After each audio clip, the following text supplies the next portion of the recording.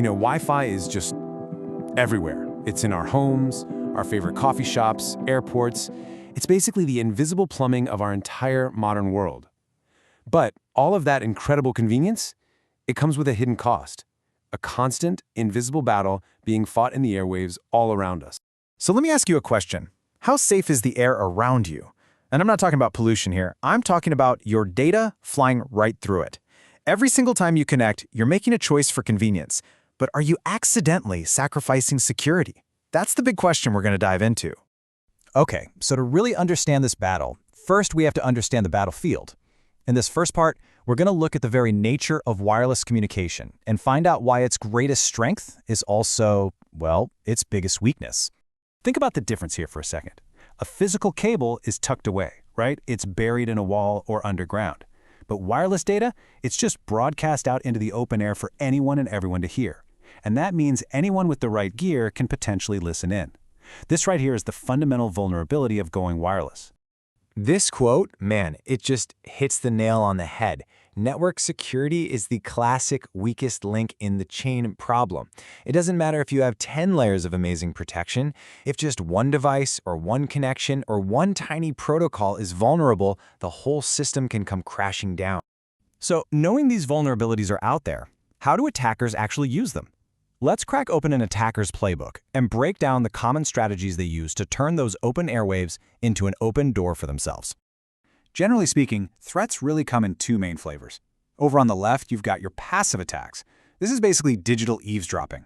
The attacker just sits back and listens quietly, trying to scoop up valuable information without anyone knowing they're there. And on the right, you have active attacks. This is where the attacker gets their hands dirty, trying to change data, pretend to be someone they're not, or just cause enough chaos to shut the whole thing down. So let's break down these active attacks. Masquerading is basically putting on a digital costume to pretend you're a trusted device or user. A replay attack is like recording someone unlocking a door and then just playing that recording back later to get in yourself. Then, of course, you've got the straightforward modification of information, and finally, denial of service, which is all about making so much digital noise that the network becomes useless for everybody else. And these methods? Oh, they have some pretty infamous real-world names you might have heard of. A rogue AP is when someone just plugs an unauthorized access point into a secure network, creating a secret backdoor. An evil twin is even more sinister. It's a fake Wi-Fi network that looks legit, like free_cafe_Wi-Fi, tricking you into connecting to it. And war driving is literally what it sounds like. People driving around hunting for vulnerable networks.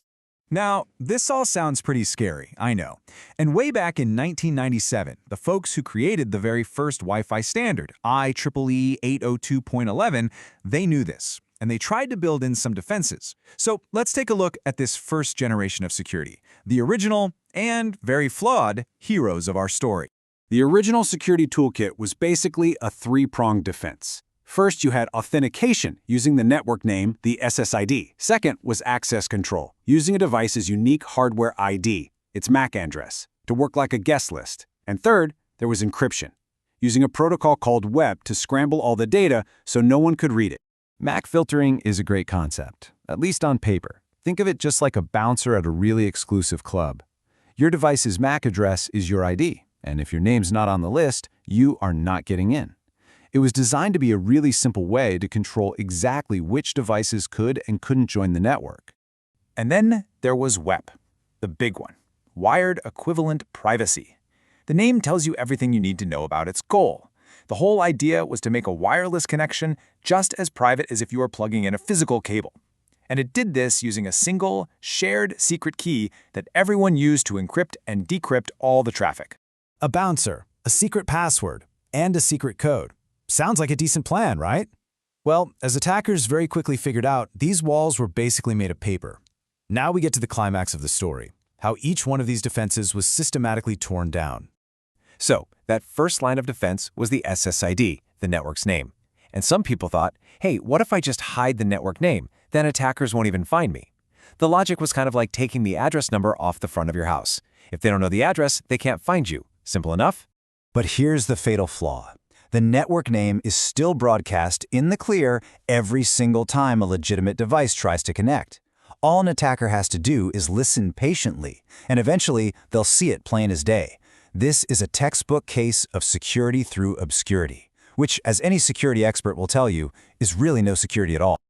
Okay, so hiding the name didn't work. What about our bouncer, MAC filtering, the guest list of approved devices? Surely that's a solid defense, right? Nope, wrong again. Turns out the MAC addresses themselves are also sent in clear text over the air. An attacker can just listen for a few minutes, see which devices are on the approved list, and then use really simple software to spoof their own device's MAC address to match one. They basically forge a perfect ID, walk right up to the bouncer, and get waved right.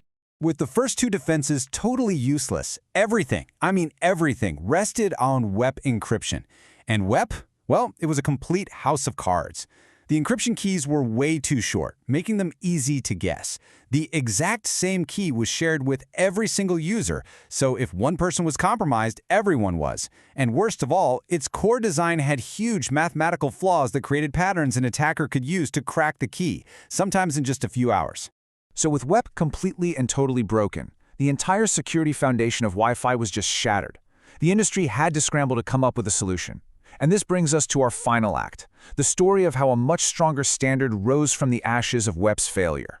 You can see the timeline for a fix was incredibly fast. WEP's major flaws became public knowledge around 1999.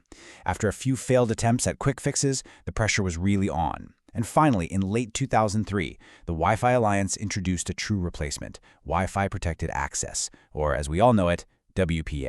And here is the magic behind WPA. This is the secret sauce, a protocol called TKIP. Instead of WEP's one single static key for everybody, TKIP generates a brand new, strong 128-bit encryption key for every single packet of data that gets sent. All of a sudden, cracking one key meant absolutely nothing. It was a complete game changer. So let's just put it side by side. On one hand, you have WEP static, shared, and weak. So easy to crack. On the other, you have WPA with TKIP, dynamic, unique for every little piece of data, and way, way stronger. It systematically fixed every single one of WEP's fatal flaws and built a much higher wall around our wireless data. And, that's the real takeaway here. Security isn't some one-and-done thing you set up and forget about. It's an evolutionary process. WPA exists because the industry learned from the very painful mistakes of WEP. They figured out where the weaknesses were, and they built something better and stronger to replace it. Which brings us right to our final question. Since that first version of WPA, we've had WPA2, and now WPA3. This cat-and-mouse game between the people building the defenses and the people trying to break them, it never stops. So while your network might be secure today, what about tomorrow? Security isn't a destination, it's a continuous journey.